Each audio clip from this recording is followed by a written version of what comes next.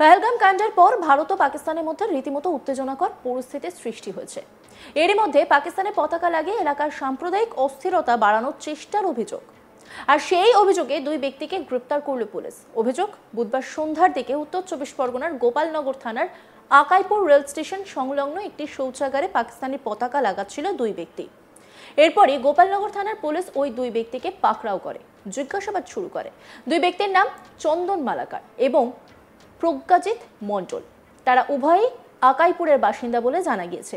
বৃহস্পতিবার বনগাঁ পুলিশ জেলার police super Dinesh Kumar সাংবাদিক বৈঠকে জানান, বিভিন্ন সূত্র মারফত আমরা জানতে পেরেছি ওই দুই ব্যক্তি পাকিস্তানের পতাকা লাগিয়ে ভারত বিদ্বেষী স্লোগান তোলার পরিকল্পনা করছিল। এলাকায় সাম্প্রদায়িক সম্প্রীতি নষ্ট করার উদ্দেশ্যে এই পরিকল্পনা করছিল তারা। কিন্তু গোপন সূত্রে খবর পেয়ে পুলিশ তাদের গ্রেপ্তার করে। অভিযুক্ত ব্যক্তিরা জিজ্ঞাসাবাদে গোটা ঘটনায় স্বীকার করেছে। অভিযুক্ত দুজনকে গ্রেপ্তার করে নির্দিষ্ট ধারায় মামলা রুজু করা হয়েছে। এই ঘটনার পেছনে আরও কেউ জড়িত আছে কিনা সেই বিষয়টিও তদন্ত করে দেখছে পুলিশ। এমনকি পুলিশ সুপার আরও জানান, গ্রেপ্তার দুই ব্যক্তি সনাতনী ঐক্য মঞ্চের সদস্য। দীনেশ কুমার, পুলিশ সুপার, কি বলছেন শোনাব আপনাদেরকে আমরা জানাতে চাইছি যে গতকাল রাত্রে গোপালনগর থানায় আকাইপুর রেলওয়ে স্টেশনে কাছে একটা শৌচাগার রয়েছে। ওখানে আমরা পাকিস্তানে যে জাতীয় ফ্ল্যাগ আছে ওটা আমরা ওখানে পেয়েছিলাম। পরবর্তীকালে সোর্স ইনফরমেশন লাগিয়ে বিভিন্ন ইন্টেলিজেন্সটা ইউজ করে আমরা যারা এটা লাগিয়েছিলেন ওদের আমরা খোঁজ পাই। তারপরে জানা গেছে যে ওখানকারই স্থানীয় বাসিন্দা গোপালনগর থানায় দুজন নাম হচ্ছে, একজন চন্দন মালাকর, বয়স হচ্ছে 30, একটা নাম হচ্ছে প্রজ্ঞাজিৎ মণ্ডল। ইচ্ছাকৃতভাবে ইন্টেনশনালি উনি ওটা কাজ করেছিলেন। তারপরে এটাও জানা গেছে কি যে ফ্ল্যাগটা ওখানে পাকিস্তানে লাগানো আছে এটাও ওদের ধারণা ছিল, কনস্পিরেসি ছিল কি ওখানে লেখা হবে হিন্দুস্তান মুর্দাবাদ অ্যান্ড পাকিস্তান জিন্দাবাদ। কমিউনাল ডিসহারমনি पैदा করার জন্য ওটা এই কাজটা করতে চলেছিলেন। পুলিশ টাইমলিটা ইনফরমেশন পেয়ে ওদেরকে অ্যারেস্ট করা হয়। ওরা এই কথাটা কনফেস করেছে। আমাদের কাছে ম্যাটেরিয়াল এভিডেন্সও আমরা পেয়েছি। এই কেসে আরও কারা কারা ইনভলভ আছে ওটা আমরা দেখছি। আর যারা যারা এর মধ্যে ইনভলভ আছেন আর যারা যারা সাম্প্রদায়িক এই যে অস্থিরতা আছে এটা বাড়ানোর যে চেষ্টা করছে ওদের আগেনস্টে আইনগত পদক্ষেপ নেওয়া হবে। এটা আমরা কাউকে ছাড়বো না। অ্যান্ড আপনাদের মাধ্যমে সবাইকে আমি শুধু একটা সেন্সিটাইজ করতে চাই, যে কোনো রিউমার আপনারা গুজবে কান দেবেন না। আমাদের যে স্থানীয় বাসিন্দারা রয়েছেন ওটা নিজে রিজনটা যেন ইউজ করে, আর যদি কোনো ওনাদের কাছে ইনফরমেশন থাকে পুলিশ সঙ্গে শেয়ার করে। Thank you so much.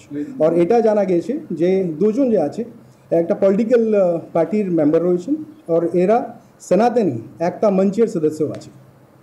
সনাতনী ঐক্য মঞ্চের এরা সদস্যও আছে।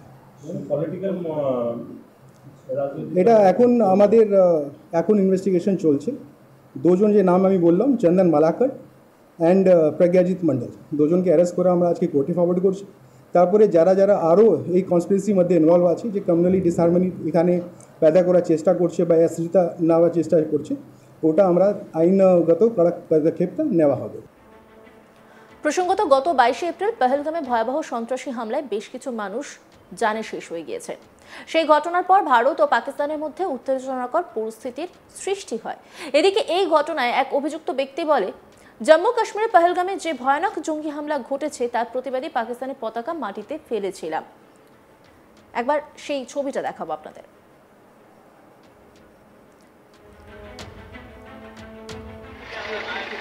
কি উদ্দেশ্য ছিল?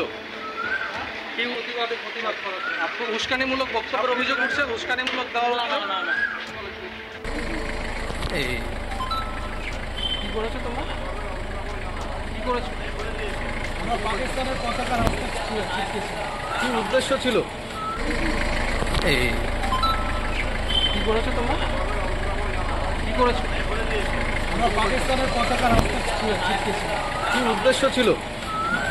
কি উদ্দেশ্য ছিল? কাশ্মীরের ঘটনার প্রতিবাদ করার জন্য। উস্কানিমূলক বক্তব্যের অভিযোগ উঠছে, উস্কানিমূলক দেওয়া না। কি করেছো তোমরা? কি করেছো? পাকিস্তানের পতাকা কি উদ্দেশ্য ছিল? ঘটনাকে কেন্দ্র করে রাজনৈতিক চর্চাও শুরু হয়েছে। ঘটনায় বিজেপির বিরুদ্ধে অভিযোগের আঙুল তুলেছে তৃণমূল, পাল্টা পুলিশের বিরুদ্ধে তোপ দেখেছে বিজেপি। তৃণমূল নেতা বিশ্বজিৎ দাস, তিনি কি বলছেন শোনাব আপনাদের।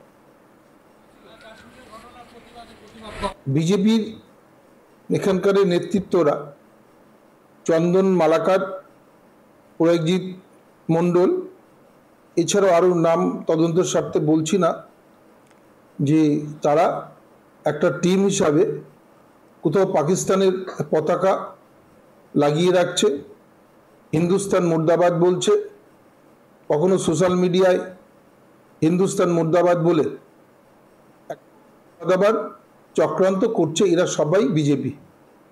ধন্যবাদ পুলিশকে যে যথাসময় তদন্ত শুরু করেছে এবং পুলিশ দুজনকে গ্রেপ্তার করেছে, এর সঙ্গে আরও যুক্ত রয়েছে। এবং আমি আশা করব যে এই চক্রান্তের যারা চক্রান্তকারী, যারা এদেরকে দিয়ে এই দাঙ্গা বাঁধাবার চেষ্টা করছে এবং এই দেশদ্রোহী কাজের সঙ্গে যারা যারা যুক্ত, প্রত্যেকেই যাতে গ্রেপ্তার হয় এবং এদের দৃষ্টান্তমূলক শাস্তি হোক। বিজেপি একটা চক্রান্ত, যে এরা যেহেতু মানুষের কোনো কাজ করে না, এদের জনপ্রতিনিধিরা মানুষের পাশে থাকে না। অন্যদিকে বিজেপি বিধায়ক অশোক কীর্তনীয় তিনি কি বলছেন শোনাবো আপনাদের। সমগ্র পশ্চিমবঙ্গ জুড়ে, ভারতবর্ষ জুড়ে পা দিয়ে পদদলিত করা হচ্ছে, পোড়ানো হচ্ছে, বাস্তুবে লাগানো হচ্ছে।